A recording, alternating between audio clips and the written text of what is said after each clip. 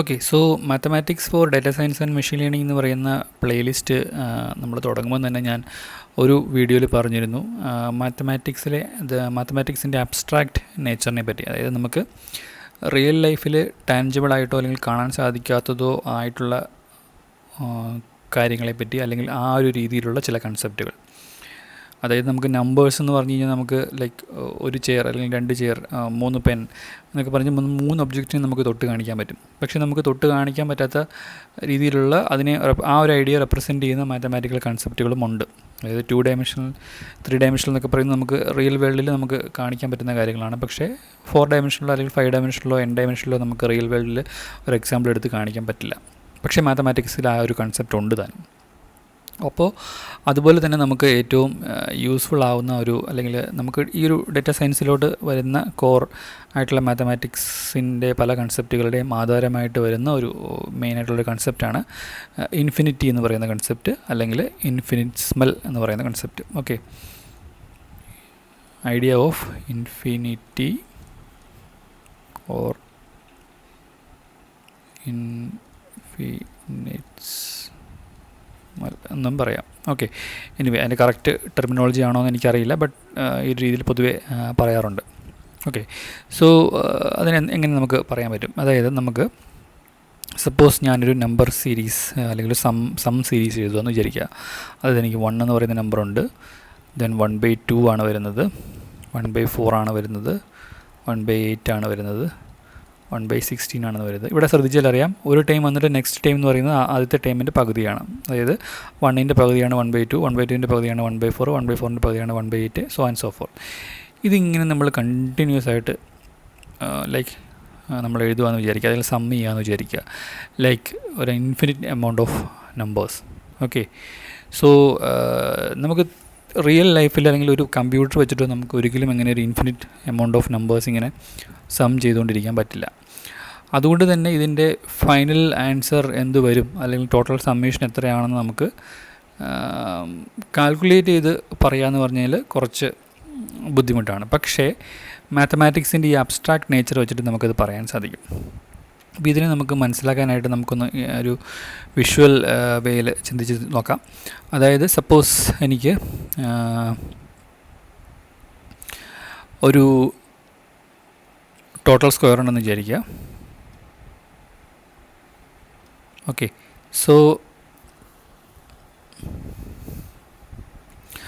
So ഇതിൽ തൽക്കാലം ഞാൻ ഈ ഒരു 1 എന്ന് പറയുന്ന ടേം ജസ്റ്റ് റിമൂവ് ചെയ്യുവാണ്. ഓക്കെ, സോ ഈ ഒരു ടോട്ടൽ സ്ക്വയറിൻ്റെ നേരെ പകുതി എടുക്കുവാണ്. Okay, so that will be 1/2. So remaining ഞാൻ ജസ്റ്റ് ഒന്ന് ഇറേസ് ചെയ്യുവാണ്. ഓക്കെ, ജസ്റ്റ് ഒന്നുകൂടെ ഒന്ന്. So this is 1/2. Another half ഇവിടെയുണ്ട്. അപ്പോൾ ഈ ഒരു ഹാഫിൻ്റെ കൂടെ പിന്നെ ഞാൻ ആഡ് ചെയ്യുന്നതാണ് ഈ ഹാഫിൻ്റെ നേരെ ഹാഫ് എന്ന് പറയും. സോ ലൈക്ക് ഫുൾ ഞാൻ വരയ്ക്കുന്നില്ല, ഇത്രയുണ്ട്. ഇവിടെ ഒരു അനദർ ക്വാർട്ടർ കൂടെ കിടപ്പുണ്ട്. ഇനി ഈ ക്വാർട്ടറിൻ്റെ കൂടെ എന്താണ് എനിക്ക് വരയ്ക്കാനുള്ളത്? വീണ്ടും ക്വാർട്ടറിൻ്റെ പകുതിയാണ്. Okay, so I can add like this. So ഇവിടെ ഒരു 1/8 കിടപ്പുണ്ട്. വീണ്ടും ആ 1/8ൻ്റെ ഹാഫാണ് ആഡ് ചെയ്യുന്നത്. ഓക്കെ, സോ ഇവിടെ ഇങ്ങനെ ഒരു ഹാഫ് ആഡ് ചെയ്യാം. ദെൻ അതായത് ഈ പറയുന്ന അതിൻ്റെ പകുതി. ഓക്കെ, ഇനി അതിൻ്റെ പകുതി. സോ ഇങ്ങനെ പോയി ഇവിടെ നമുക്ക് ഇവിടെ ഇങ്ങനെ എത്രയൊക്കെ നമ്മൾ ഫില്ല് ചെയ്താലും ഇവിടെ ദർ ഈസ് സംതിങ് ലെഫ്റ്റ്, ഒരു ചെറിയ പാർട്ട് ഇവിടെ. അതായത് മൊത്തത്തിൽ ഉള്ള ആ ഒരു സ്ക്വയറിൻ്റെ ഒരു പാർട്ട് ഇവിടെ മിസ്സിങ് ആണെന്ന് നമുക്ക് പറയാം. പക്ഷേ ദ പോയിൻ്റ് ഈസ് ലൈക്ക് നമുക്കിങ്ങനെ സപ്പോസ് നമുക്കിങ്ങനെ ഇൻഫിനിറ്റ് നമ്പർ ഓഫ് ഇത് നമ്മൾ ആഡ് ചെയ്ത് കഴിഞ്ഞാൽ എപ്പോഴെങ്കിലും ഇത് ഈ ടോട്ടൽ ലൈക്ക് ഒറിജിനലി ഉണ്ടായിരുന്ന 1/1 ഉള്ള സ്ക്വയറിനേക്കാളും വലുതാവുമോ? ഒരിക്കലും. എപ്പോഴെങ്കിലും അത് ആ ഒരു സമ്മേഷൻ ഇതിനേക്കാളും വലുതാവുമോ?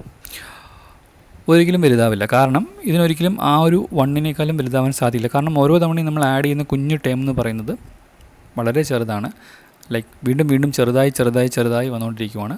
അതാണ് ഈ സമ്മിൻ്റെ കൂടെ ടോട്ടലി ആഡ് ചെയ്യുന്നത്. സോ ഒരിക്കലും ആ ഒരു സമ്മേഷൻ എന്ന് പറയുന്നത് ഇതിനേക്കാളും എക്സീഡ് ചെയ്ത് ഒരിക്കലും പോവില്ല.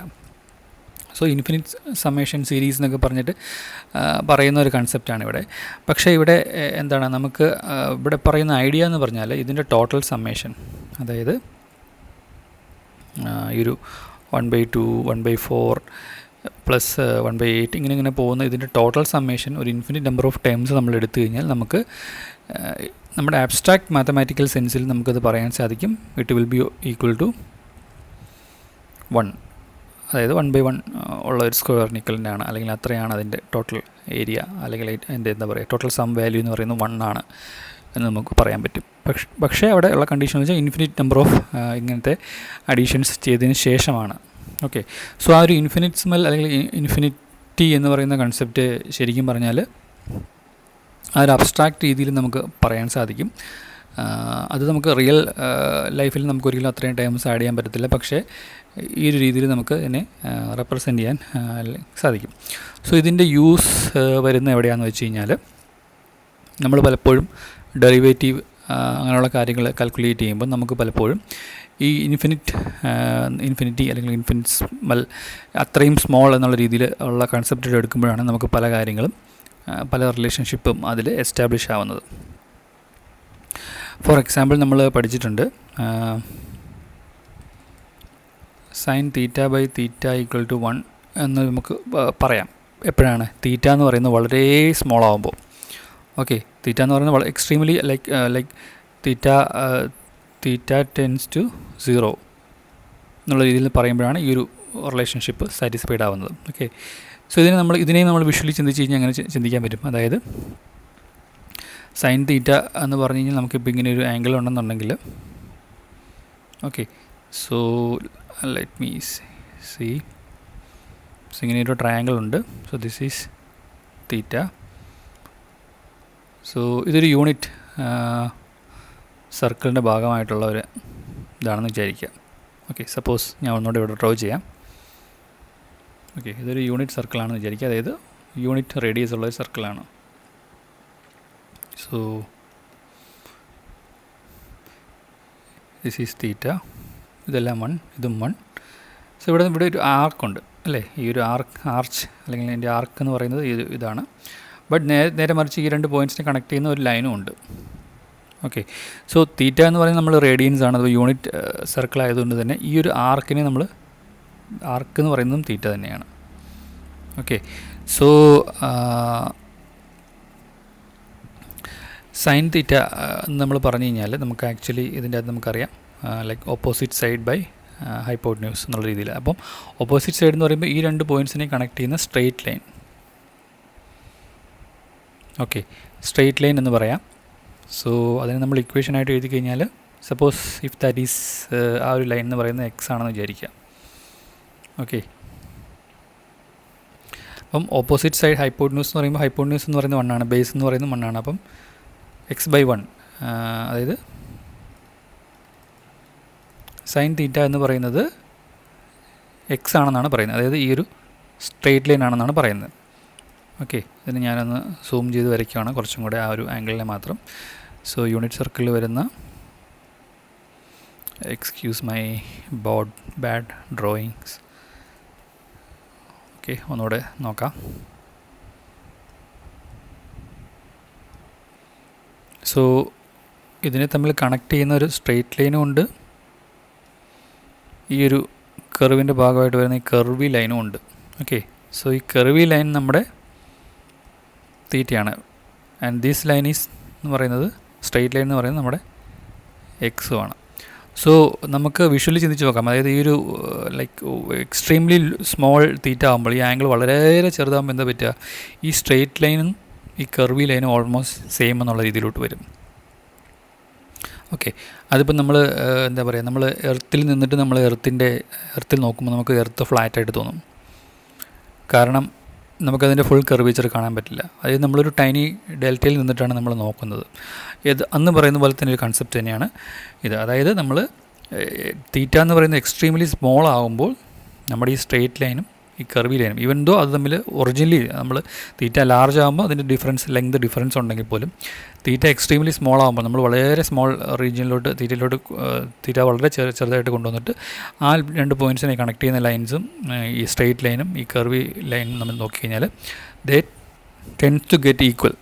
ഓക്കെ, അതാണ് ഇവിടെ പറയുന്നത്. അതായത് sine theta by theta equal to 1 as theta tends to 0 എന്ന് പറയുമ്പോൾ ഈ ഒരു റിലേഷൻഷിപ്പ് എസ്റ്റാബ്ലിഷ് ആവുന്നു, അല്ലെങ്കിൽ ഈ ഒരു ലൈക്ക് ആ ഒരു അപ്രോക്സിമേഷനിലോട്ട് വരുമ്പോഴാണ് ശരിക്കും പറഞ്ഞാൽ ഈ ഒരു ഇത് രണ്ടും ഈക്വൽ ടു ഒരേ വാല്യൂ ആണ്, അല്ലെങ്കിൽ ഈക്വൽ ടു 1 എന്നുള്ള രീതിയിൽ നമുക്ക് കിട്ടുന്നത്. സോ അതാ എക്സ്ട്രീംലി സ്മോൾ ഇൻഫിനിറ്റി എന്ന് പറയുന്ന കൺസെപ്റ്റിലോട്ട് പോകുമ്പോഴാണ്, ഇൻഫിനിറ്റ്സ്മലി സ്മോൾ എന്നുള്ള കൺസെപ്റ്റിലോട്ട് പോകുമ്പോഴാണ് ഈ ഒരു റിലേഷൻഷിപ്പ് എസ്റ്റാബ്ലിഷ് ആവുന്നത്. സോ ഈ ഒരു കൺസെപ്റ്റ് ഇൻഫിനിറ്റി എന്ന് പറയുന്ന കൺസെപ്റ്റ് പോലെ തന്നെ ഒരു ലൈക്ക് ഒരു റിയൽ ലൈഫായിട്ട് നമുക്ക് ഇച്ചിരി കണക്ട് ചെയ്യാൻ ബുദ്ധിമുട്ടുള്ളൊരു കൺസെപ്റ്റാണ്. പക്ഷേ പലതിൻ്റെയും ബേസായിട്ട് വരുന്ന ഒരു കാര്യം കൂടിയാണ്. സോ ഇത് നിങ്ങൾക്ക് മനസ്സിലാവുകയാണെന്നുണ്ടെങ്കിൽ വളരെ ഹെൽപ്ഫുള്ളാണ്. സോ കുറച്ചെങ്കിലും ഒരു ഐഡിയ നിങ്ങൾക്ക് കിട്ടിയിട്ടുണ്ടാവുമെന്ന് വിചാരിക്കുന്നു. ഓക്കെ, സോ നിങ്ങളുടെ തോട്ട്സ് നിങ്ങൾ കമൻറ്റിൽ എഴുതുക, ഇതിനെപ്പറ്റി എന്താണ് നിങ്ങൾക്ക് ഫീൽ ചെയ്യുന്നതെന്നുള്ളത്. ഓക്കെ.